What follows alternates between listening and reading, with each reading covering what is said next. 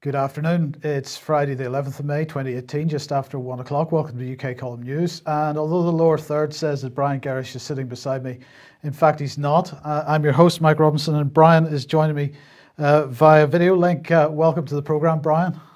Yes, thank you, Mike. Delighted to be here. And I'll just apologise because, of course, I'm not wearing a tie, but I can tell you I need a jumper where I am. South Wales is quite cold today. Okay, and I'm delighted to see that just in the nick of time, following some technical issues, David Scott has arrived on the scene. Are you there, David? Mostly. Mostly. Everything seems to be kind of working. Good stuff. Well, we're going to get straight on with the Israeli situation, the Syrian situation, really. David, it staggers me that the mainstream media is blaming Iran for these attacks on the Golan Heights. So this is Sky News. Israel launches counterstrikes after Iran attacks Golan Heights. Not just British press either. Here's France 24 saying the same thing. As it happened, Israel strikes Iranian forces in Syria after Iran shells Golan Heights.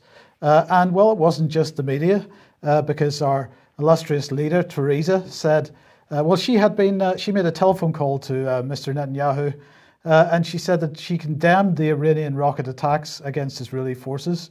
And she told Bibi Netanyahu that she strongly supports Israel's right to defend itself against Iranian aggression. And she went on to say during that telephone call that she and Mr. Netanyahu agreed it was vital for the international community to continue working together to counter Iran's destabilizing regional activity and for Russia to use its influence in Syria to prevent further Iranian attacks. Well, look, I don't know who's lying here, but I'm just going to remind everybody what the Syrians put out, the Syrian Arab Army put out quite clearly yesterday. This is their statement, which is a summary of the events which led up to the attack on Golan yesterday.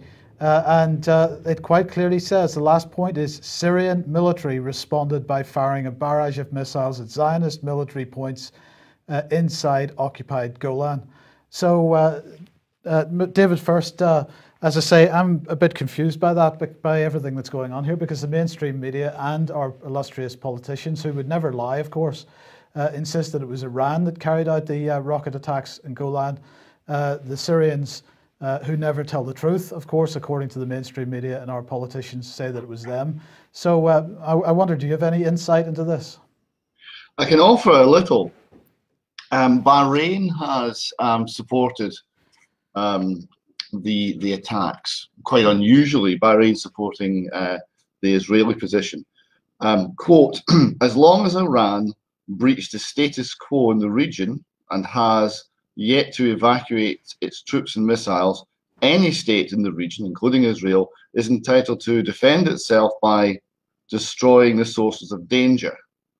Sheikh Khalid bin Ahmed bin Mohammed Al Khalifa. Now, so what he's saying there is that the aggression was not the missiles. The aggression was the presence of Iranians. So if the Iranians are in there, despite the fact that they are in there with the permission of the Syrian government, that doesn't seem to matter. Their presence is the aggression, and their presence gives any state in the area the right to defend itself by attacking them in an unprovoked manner. That seems to be the policy. Brian, have you got any thoughts on this? Well, I have, Mike. I mean, the immediate one is that we've seen the West, so certainly being led by UK, but also the United States, France and the EU, constantly lying when it comes to the basis of conflict in a arena. And we've particularly seen the UK and the US lying over weapons of mass destruction in order to get regime change going in Iraq. I think what's happening is very simple. They failed to topple Assad in Syria as a result of the Russian intervention. The agenda is now to try and switch target to Iran, and therefore we're going to see this massive propaganda exercise to try and pin anything on Iran.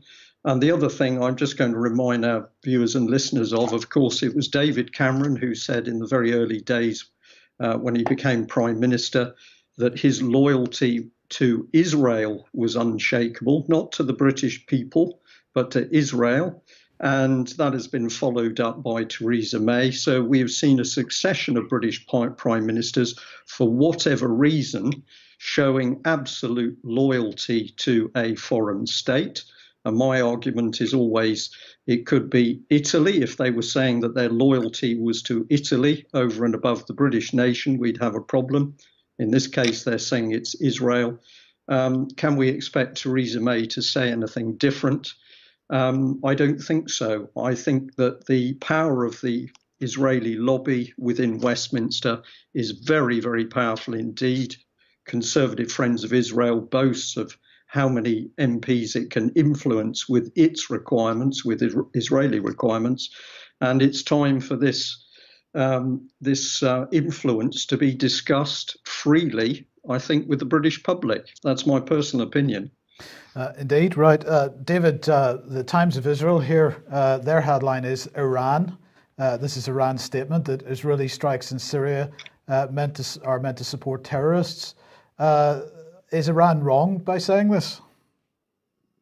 I don't think it is. This has a feeling of rationality about it. This is a feeling of truth about it. Why go about launching such a large attack? Now, yes, there probably was some degree of threat to Israeli airspace, Israeli territory, but there's a bigger play here. The overall strategic view that this article is taking is that Israel is interested in creating chaos in surrounding states, is interested in having no security in surrounding states, in order that they have no threats from surrounding states, and therefore they have a policy of destabilization, and that this policy has been worked out here, and as the destabilization policy has failed and the terrorists have been driven back, then we're seeing more direct intervention from Israel's government in order to support those destabilizing elements. Well, look, the other question is, what else is Israel up to? Well, something which obviously isn't getting any media coverage is the continuing situation between Israel and Palestine. Yesterday evening, I spoke to independent journalist Robert Inlakesh, and Robert's been on the program before talking about this quite some time ago now, and he was speaking to me yesterday about what's been going on, particularly in the West Bank, and he began by discussing the case of a personal friend who has found himself in an Israeli military prison as a result of what's going on in Palestine. So let's have a look at this. Yes, I wanted to use an example of a friend of mine. His name's Abdul Khalik Burnat. This example is, of course, to represent the greater story of what's going on in Palestine with child prisoners and also just prisoners in general. They're taken by the Israeli state and processed, of course, in a different court system than Israeli Jews. Processed through this brutal military court system. My friend, Abdul Khalik Burnat, who I stayed in the home of for an entire month, was last year taken on the 10th of December. He was 17 years old at the time, and he was brutally arrested with two of his friends whilst they traveled to a neighboring village to get pizza. The Israelis ambushed his car at gunpoint that his friend was driving, yanked them all out of the car. They bound their hands, blindfolded them, beat them up, and threw them into Israeli vehicles, and brought them back to Offer military prison. They kept him there and his two friends for 6 months. They brutalized him, kept him awake late at night, and they tried to intimidate him and coerce him into admitting his supposed crimes that they had him in for by bringing him and arresting his little brother, his 15-year-old brother Mohammed. All of this, 6 months of administrative detention, held without a charge, because he threw stones, they said, and he cut the wall, the top of the wall, the separation wall, the apartheid wall, which illegally cuts into Palestinian land. This is just one case, but I wanted to use this to paint the picture for you of what it's like for Palestinians, just from a personal perspective of somebody I know, a case that I can tell you 100%. I can explain to you the entirety of the story. And also, this is somebody that really means something to me because I spent much time with this person.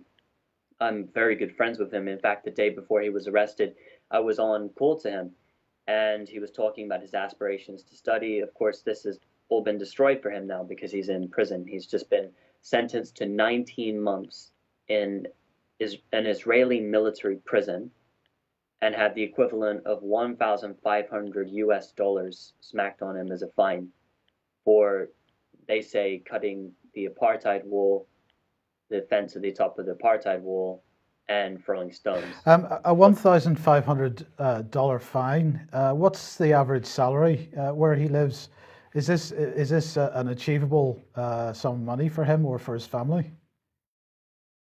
Well, in terms of the average amount of salary, I mean, there's a lot of people that I'd say the bulk of people in the area are either unemployed or they have very minimal work. There's not many jobs there at all. And to attain that amount of money, the only way they can get this is basically by if somebody donates it to them. They're not going to acquire this sort of money by themselves. This village where he's from, Belaine, people aren't, I suppose, as impoverished as some places in the West Bank. You see a lot of places in the West Bank that I've visited, villages that have just been rolled over with bulldozers. That in Area C, for example, of the West Bank, there's three different areas, A, B, and C. Area C, which takes up 60% of the West Bank, you can't have a water supply to your village because the Israelis stopped that. You can't have electricity to your village because the Israelis stopped that. But in general, the conditions are horrendous, and the salaries, I mean, to make money there, it's on and off, and it's hit and miss as to whether you will make money or, you've got to go out of your way, maybe even work in settlements to make money. It's almost impossible to attain this. And the only reason they give them fines like this, huge fines, massive fines that, people in Western countries would, if we got this sort of fine slapped on us for something like throwing a stone at something, we'd be, in a bit of strife ourselves. I mean, it would be difficult for a lot of people to cough up some of the sums that they throw at Palestinians, sometimes tens of thousands of dollars, for just tiny little things. He threw a stone, he breached the security of the settlement, or whatever it may be. It's insane. The only reason they do this is to impoverish the Palestinians, to push them further into poverty, to make their lives more difficult, to make it more unbearable so that they can push them out of their homes and make them leave their land, essentially. What happens if he doesn't pay this amount of money? If he doesn't pay this sort of money, then they can just hold him in the military prison. Okay, so he's been accused of throwing stones. So on his side, he's got stones. What are the Israelis using to deal with this type of civil unrest? Well, they're using, of course, the likes of M16s. They've got many different types of weapons that they use in the West Bank. Of course, that they'll use on nonviolent demonstrators. There's very, very rarely any attacks against the Israeli military in the West Bank. You can count on one hand the amount that have occurred within the past year. And for this, they use deadly force. They use snipers that they'll set up in peaceful demonstrations I've been involved in myself. They've set snipers on the roofs and shot down, and I've witnessed this with my own eyes. They'll fire tear gas at you. A friend of mine, his sister was killed by tear gas inhalation. So for people to tell you that this tear gas, in particular the one that the Israelis use, and the sheer volume of tear gas that they use, because they don't just shoot one or two gas canisters, they'll shoot hundreds of gas canisters, and they've got sophisticated technology as to how they can deliver this to you as well. And the tear gas is banned by international law that they're using. It's an internationally banned weapon. They're using it on demonstrators all the time. Not only that, this is every single day. They're using rubber-coated steel bullets, and it's just these bullets are basically, if you split them open, I split them open myself, and I've had them fired at me. These bullets are a thin coat of rubber, and on the inside it's a steel bullet. Also, they use what they call sponge bullets. This is very misleading. Also, my friend, who I've just been talking about, who's been sentenced to 19 months in an Israeli military prison, was shot in the back of the head with one of these supposed sponge bullets. Basically, the very head of the bullet is sponge. The back of the bullet is a canister. So it's a big canister, that's what this is, and it spins. And many people have been killed by this, and you've really got to be lucky if you're ever going to get hit with that sponge, because the bullet is designed like that, so it spins and it hits you, and it cracked the back of my friend's skull open. Then, as he was recovering, my friend, from his injury, being shot in the back of the head with this bullet that they call non-lethal, and supposedly, just to control riots or whatever they claim, they came and they arrested him and deprived him of the medicine that he was taking in order to recover from his head wound. You say that these are considered to be non-lethal weapons, but you've also said that many people have died from being struck by them. Have you any idea of what the mortality rate is with these things? It depends as to whether the Israelis are trigger happy at a different time of the year. Perhaps maybe the demonstrations are a bit bigger. Maybe they're just feeling like shooting people, so they'll at random shoot people and kill them. It really does depend. I mean, you can get caught up in this tear gas. If you get caught up in a cloud of tear gas, one of my friends, his name is Ashraf Abu Rahma. He's also from Bilain, a village that I spent considerable amount of time in when I was in the West Bank. His sister was killed after she was caught up in a cloud of tear gas. Just to give you a sort of a feel for how generally this is used, you will see this if you're in Hebron, a place in the West Bank called Hebron. You will see this gas used almost every single day, every day.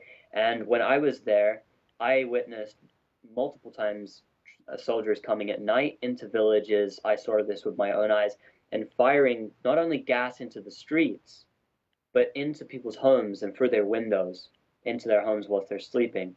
And of course, if you get tear gassed whilst you're sleeping, definitely this can be lethal force used against you. Of course, they pass this off as non-lethal force, but you can be killed by these weapons that they use, these so-called rubber bullets. If you're too close to a rubber bullet and get shot in the head, you're going to die. A gas canister, for instance, was fired again with my friend, the same friend whose sister was killed, Ashraf Abu Rahma.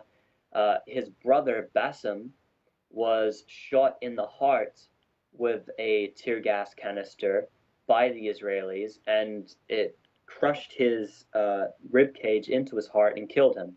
So these weapons that they're using, you mentioned the mortality rate. I don't have a specific statistic for you as to how many are killed as per how many days or how many or on average or like that. But it depends upon the circumstance. And if these demonstrations start picking up, then they'll go ahead and kill more and more people.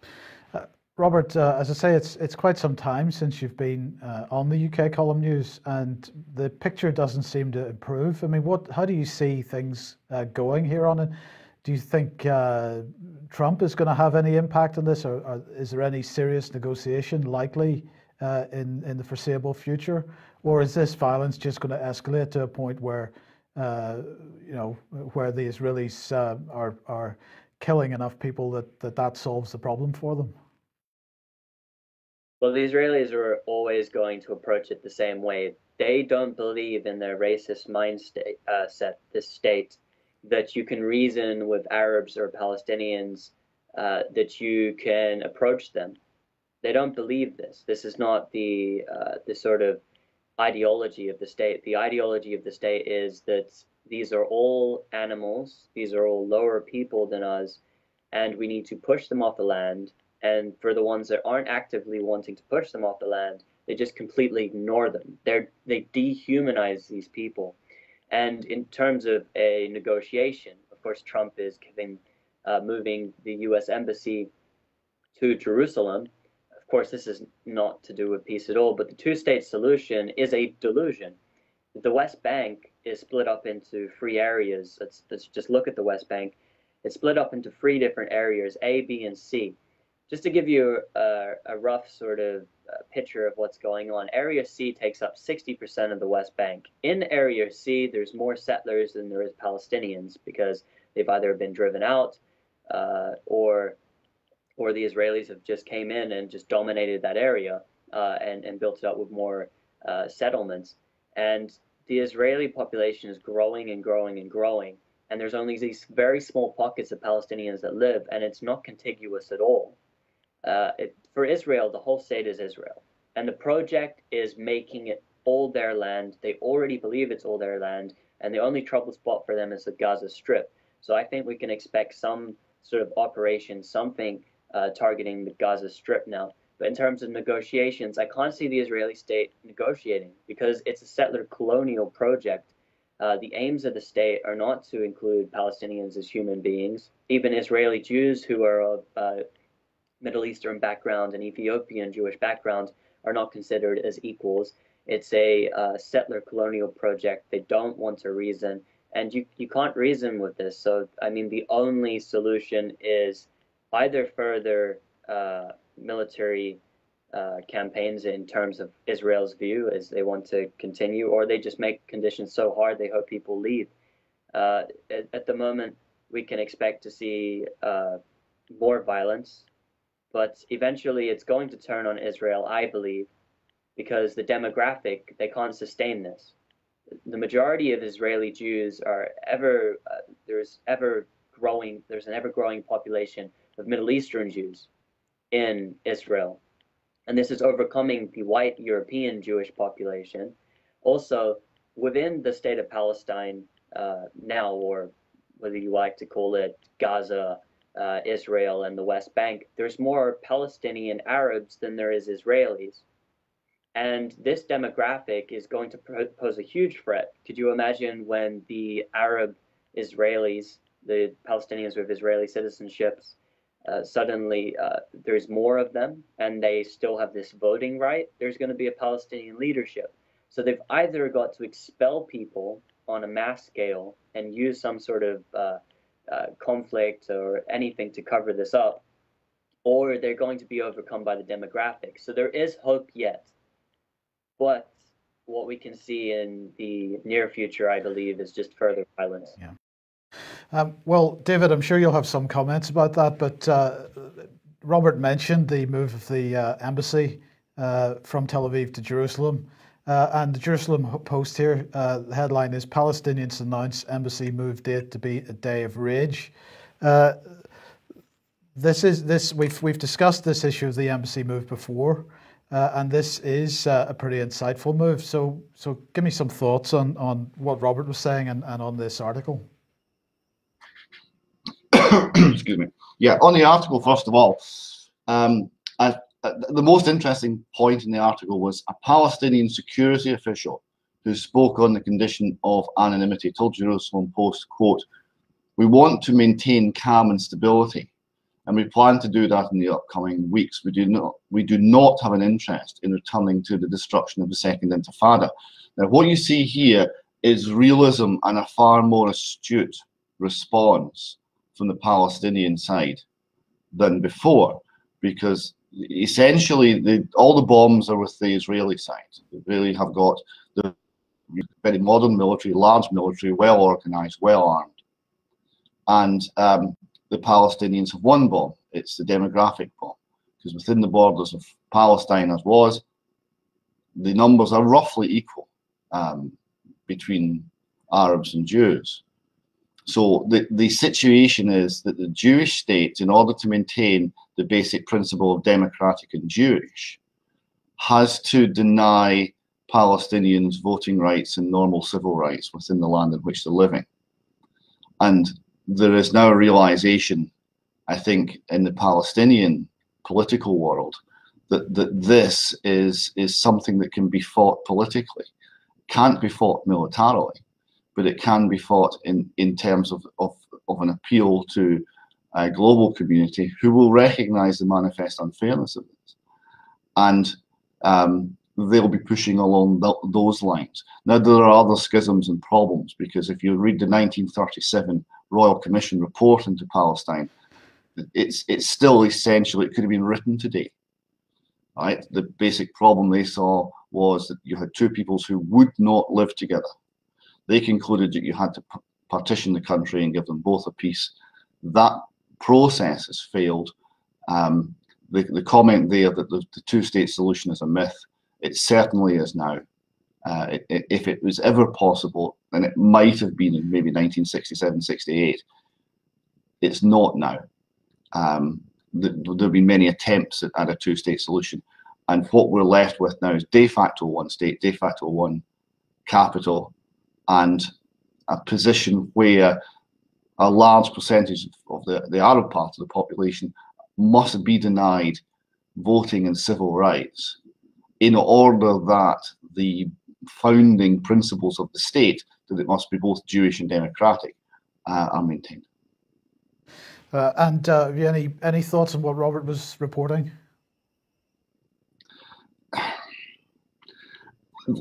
It's very common. It's very tragic. It's something we see over and over, that there is a sectarianism, there is a hatred for the other that is manifest on a huge level through the arms of the Israeli state, and this means that you do not have reasonable protection in law. You do not have a reasonable response to events. The responses are unreasonable. The responses are deadly, where deadly force is in no way required, and we see it over and over and over again. And the basic message there, that the policy is to make life so uncomfortable that these people leave, I think that's correct. I think that is the policy. Yeah. Okay. Well, thanks, David, and thanks to Robert for joining us last night. Hopefully, we'll see him again in the not too distant future. Now, let's move on to defence and Jeremy Corbyn. Brian, Jeremy Corbyn has called for Navy shipbuilding contracts to stay in the UK. This is the article from the Labour Party website, and it says, in a speech in Govan, Glasgow today, Labour leader Jeremy Corbyn will insist that 3 new Royal Fleet auxiliary vessels must be built in British shipyards. Labour's demand comes as the UK government is preparing to put the £1 billion contract for building these ships out to international tender. Securing this £1 billion investment for the UK shipyards would create around 6,500 jobs and also support other British industries, including steel. So that's what he's talking about. Well, how did the mainstream media react to this? Hypocrite, says the Express. Hypocrite, pacifist Jeremy Corbyn urges Ministry of Defence to build 3 new Royal Navy ships. And that's their headline. It doesn't say anything about building them here. So this is an unbelievable headline. Brian, first of all, I don't really see any problem. I don't see how it's hypocritical for somebody who's a pacifist to say that the Ministry of Defence should be building ships in this country. Well, of course, that's absolutely right. If we agree that we have got some form of defence in this country, and you support that state of affairs, then you've obviously got to make sure that the defence forces are equipped. But of course, what we're seeing here follows on very quickly from what we reported yesterday, which was the EU, it would appear, being terrified of Britain starting to look after its own interests in the first place. So I think this is not just an attack, as it were, by British mainstream media. This is on the back of those European fears that we could start to re-engage British industry. I believe those ships most certainly should be built in Britain. And of course, that process does not just mean that whatever it is, 6,000 people have jobs. This is part of the process that if a nation builds ships, for example, then you're going to have a whole training process for that workforce around ongoing work. This is what apprenticeships are about. This is This is the whole process of taking young people who perhaps don't want to go through a university education. They want to come and do something with their hands. They want skills. All of those processes happen around Britain building its own infrastructure. It could be ships, it could be railway, rolling stock, it could be bridges. It doesn't matter what it is, but there is a point at which you have to say, for a country, for a nation to function, it has to be able to build its own infrastructure, its own facilities. But I would say to Mr. Corbyn, if he really believes that he's looking after the British workforce, of course, it's not just building the ships. He's also got to protect the steel plants that are going to produce British steel in order to build those ships. Yeah, sorry, Brian, in fairness, he does say exactly that. Oh, he does? Okay, yes. Well, I was just going to add, with a smile on my face, isn't it amazing that we've seen the young Kinnock, Stephen Kinnock, who's supposedly been a mainstay of the Labour Party, working with Tata Steel. So at the time when we thought the Labour Party would be reinforcing jobs in British steel production in South Wales, we had the Kinnocks, supposedly hard Labour supporters, working to help facilitate the work of Tata Steel in India. So there's something still not right with what's going on in the Labour Party. Is he saying this because he actually believes it, or is he saying it because he thinks it's going to win votes and get him into power? I don't know. But what I will say is that if this country is to actually start to get a grip of itself, we need to be building things. We need to be building ships, not only warships. We need to be building merchant ships. We need to be building railway rolling stock. We need to be producing cars. We need to be producing aircraft. And of course, traditionally, we've had a fantastic skills base to do that. How have those skill bases fallen? Well, they've been taken apart by deliberate government policy, be it Labour or Conservative. Indeed. Now let's just bring people up to date on what's going on with European Defence Union. A couple of days ago, European Defence.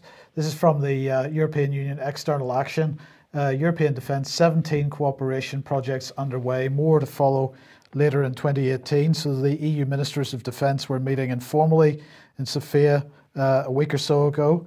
They reviewed advances in the framework for permanent structured cooperation, that's PESCO, in the field of defence, and discussed new projects to build further on the rapid progress made over the last 2 years.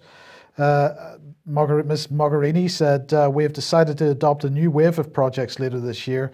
This shows the level of commitment but also satisfaction that member states have in the process we have launched. And she went on to say that an overview of implementation of each of the projects will be made public before the European Council meeting in June, so we look forward to that. But something which has been rumbling on for quite some time now is this idea of a military Schengen zone. And that hit the mainstream press in March, actually, this year, and was followed up with other statements from the EU themselves. EU outlines plans for a military Schengen zone. The EU wants to streamline military improvements across the bloc and make infrastructure more suitable for military use. The plan has been dubbed a military Schengen, a reference to Europe's passport-free travel zone. They've unveiled plans to lower barriers by moving military equipment and troops across Europe amid rising concerns of Russian aggression, of course. The 28-member bloc has sought to better integrate defence capabilities. So just say that again, the 28-member bloc. So DW in their reporting of this, absolutely including the United Kingdom.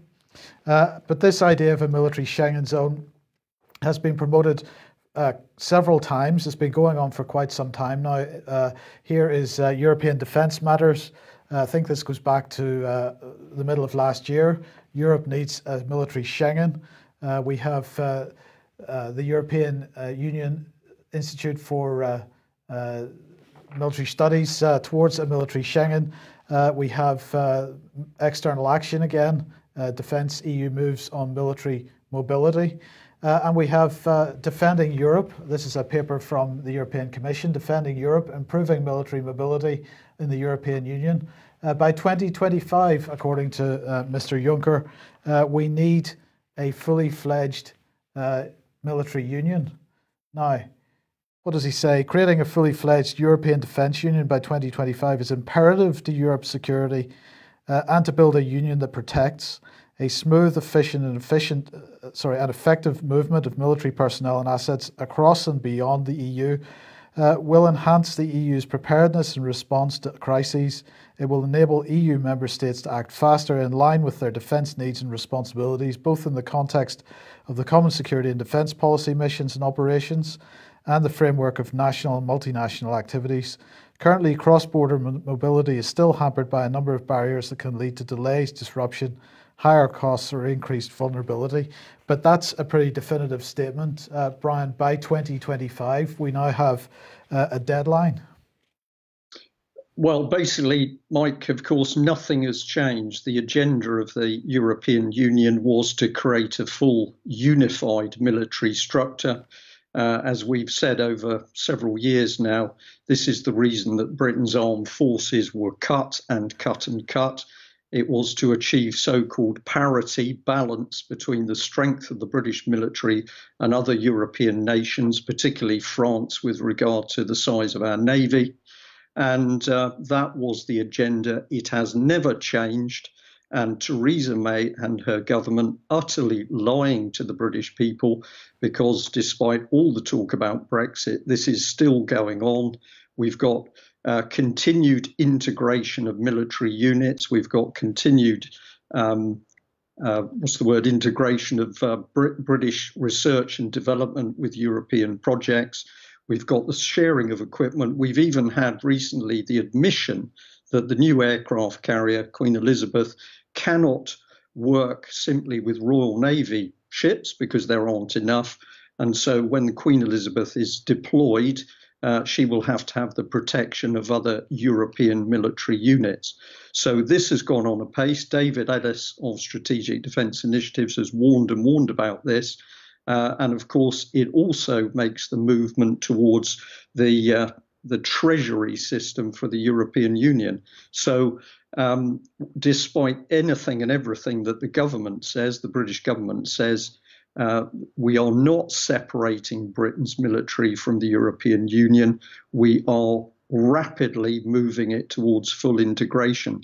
This is one of the biggest lies that any government has carried out on the British nation since people were lured into the common market, which of course was the first step towards this European supranational state. Well, we'll be coming on to more of the lies over Brexit and the EU shortly. But briefly, quick reminder, final reminder that tomorrow is the Dying for Good Health conference in the Albert Hall in Nottingham. Absolutely get along to that if you possibly can. Tickets are still on sale online. If you can buy a ticket online, please do so, because that helps us get people through the doors and into the hall as quickly as possible. But if you do need to get a ticket on the door, please make sure you allow yourself plenty of time. Brian, I believe we're starting 10 a.m. sharp. Yeah, absolutely. We've no idea the numbers that are going to turn up on the day. Many people want to buy a ticket on the day. So I'm going to say, if you are doing that and you're going to pay at the door, please come early so that we can get people through. And the doors will be open at 9 o'clock. In fact, maybe a little bit before that. So don't be late. Okay, David, Scottish Issues Now named person scheme. Just briefly remind us what the named person scheme was all about. The named person scheme is a state-appointed guardian for every child in Scotland. This person was to collate and be a central point of contact to gather information that anybody could provide, teachers, health visitors, the man who comes from the housing department, taxi drivers, whoever happens to see something about your family and has a gut feel that something might need to be done by the state, not based on any welfare concern, based on well-being, which is not defined and can mean whatever you want it to mean. So there's essentially an ability for the state to inquire into every child and every associated adult in Scotland as much as they deem necessary. and this was ruled unlawful and finally struck down by the UK Supreme Court. And we're now dealing with the aftermath. And part of that is a petition, an inquiry into the human rights impact of the GIRFEC policy and data processing. And it looks like your good lady wife is driving that forward. She's one of the people who've come up with this petition, yes. Now, this is currently live on the Scottish Government website. It's live until, I think, middle of June, so we'd encourage people to get along and sign it to show your support. Now, the issues that come here, and quoting Leslie here, my wife, she said, we need to know how our rights can be so easily overridden despite our history as a nation that values freedom. Where were the checks and balances? Why did no one in authority resist? Where is the accountability in government? And Jane Colby of the Times Trust said, who is ultimately to blame for this fiasco? Will anyone put their hands up and resign? Who will apologise to the families? So what this is a demand for is an inquiry into all of the illegal data sharing that has gone on and is going on, why it happened, why did the Information Commissioner, for example, give it the thumbs up and let it all go through, who made the decisions, and how is the system which has been created to be unpicked and the damage repaired. Has there been any discussion in Scotland over how the new data protection legislation that's come in via the European Union, one of the areas that we will not be leaving when we leave the European Union, has there been any discussion about how that impacts named person scheme? Well, by the No to Named Person campaign, it's been pointed out, in government circles, there seems to be terrified silence. Okay, let's move on then to the Fresh Start Foundation next event taking place tomorrow. Where's this taking place? Yes, this is in Pennycook in Midlothian. And the main speaker, it's the Ladywood Leisure Centre in Pennycook.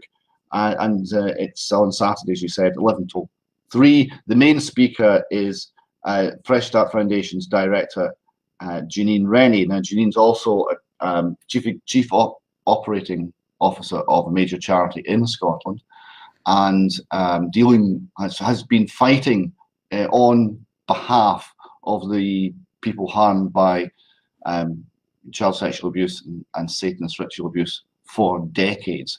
And she's going to be talking about that experience. She's going to be explaining the sort of opposition that she has received from local government, from central government, and the pressure that's been applied and is still being applied to silence anyone who speaks out on behalf of those who are harmed, anyone who actually wants to stop the harm. It's going to be a very interesting talk. If anyone in the Edinburgh or Central Scotland area who can make it along, please come along. You will all be welcome. Well, if that's the People's Inquiry into Child Sexual Abuse still going on, the government inquiry is also still going on. How much progress is being made here? It is slow.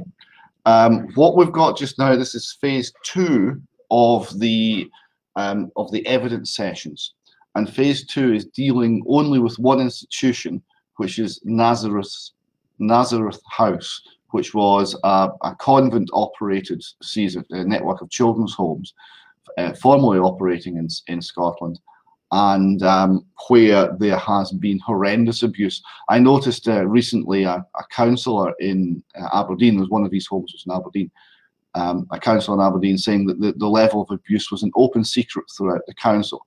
The council, of course, did nothing to stop it.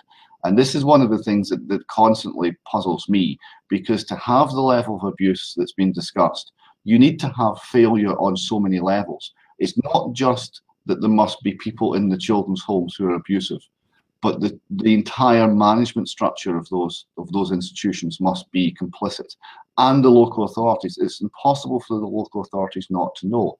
And the police, and the Crown Office, and the judiciary. You have to have all of these levels of protection that are meant to save these children from predatory and evil people.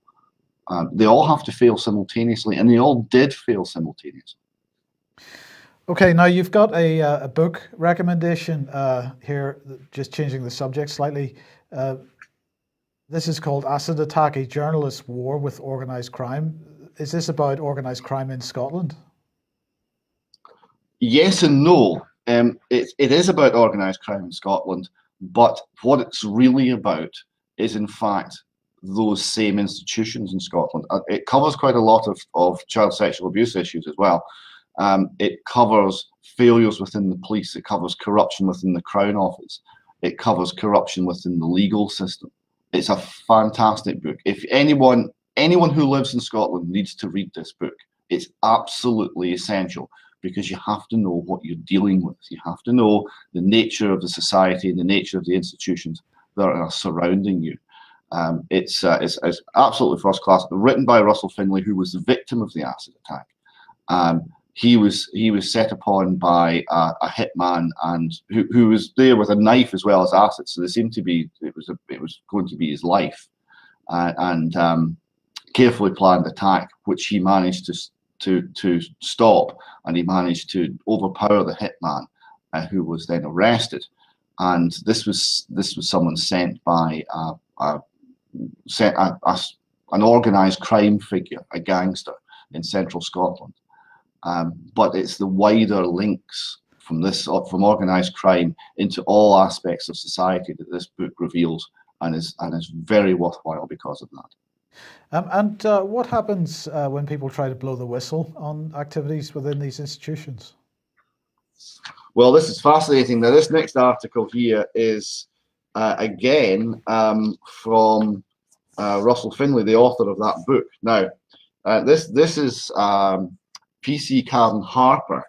Right? She talks about Police Scotland, and she felt, and this is a police officer, long-serving police officer with a spotless record. She wanted some time off. She wanted some flexible working hours, because I think it was her mother was very ill, or she'd been bereaved or something like this. And she describes Police Scotland as acting like the mafia, and this is not wrong. It's amazing the sort of efforts that were used to attack this woman when she complained about the way she was being treated, complaining, blowing the whistle. This was just not to be accepted. She was bullied over flexible working. She complained about the bullying. There was a very brief inquiry by a chief inspector.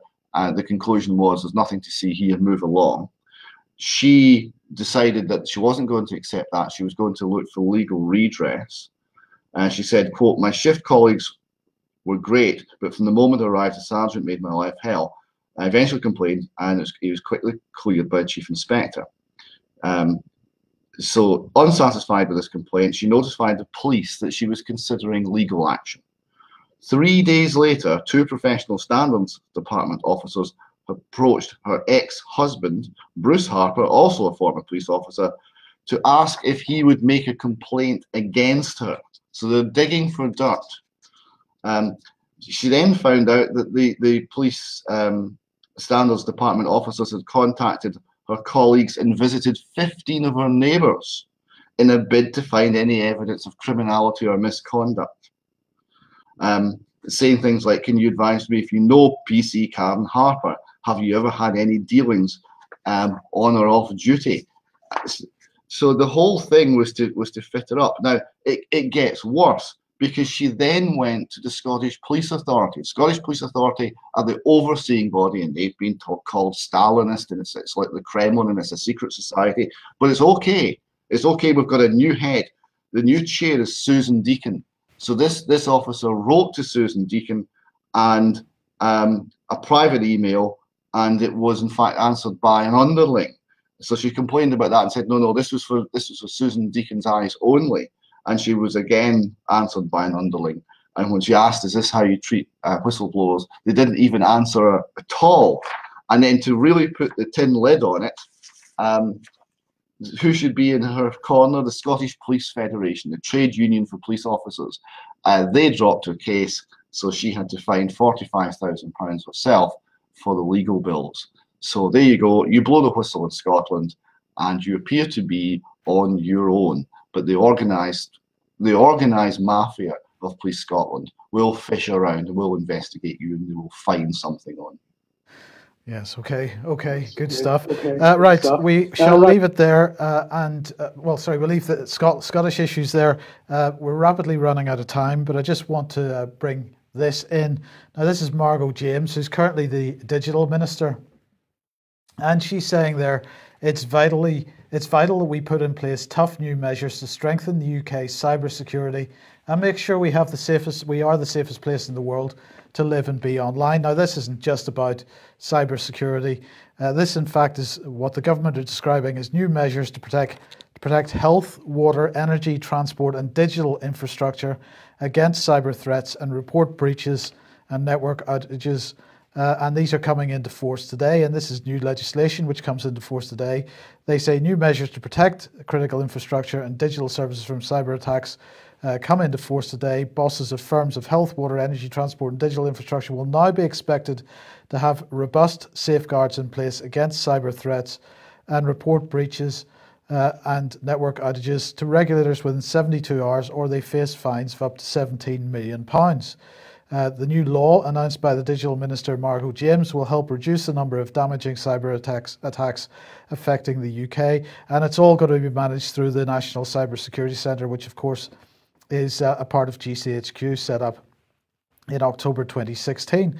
But Brian, just to end the programme here, what staggered me about this, of course, you might think, would you not, that protection of critical infrastructure would be something that the British government would be right on top of. But no, this new legislation is not a piece of British legislation at all. It's actually the NIS directive, which is an EU directive, which the UK finally decided to implement on the security of network and information systems. Network and information systems and the essential services they support play a vital role in society, from ensuring the supply of electricity and I can't even be bothered to read that. But the point here is that it's Brexit without the exit again, because rather than finding our own solutions to the issue of protecting national infrastructure, critical infrastructure, we're merely taking the EU's approach to this and implementing it because we're leaving the EU. Well, that's true, Mike. There's that angle on it, but I'm going to say the other angle on it is that we are constantly told about the threat of these attacks. It's all ramping up the fear.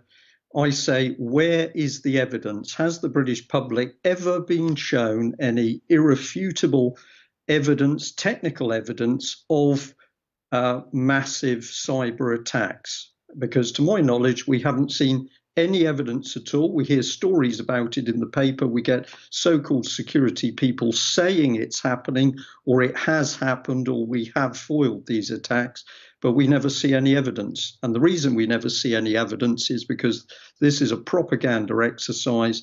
This is about tightening cyber systems to suppress the population. It's nothing to do with protecting us. And of course, the EU, as the supranational dictatorship, wants that sort of technology as well.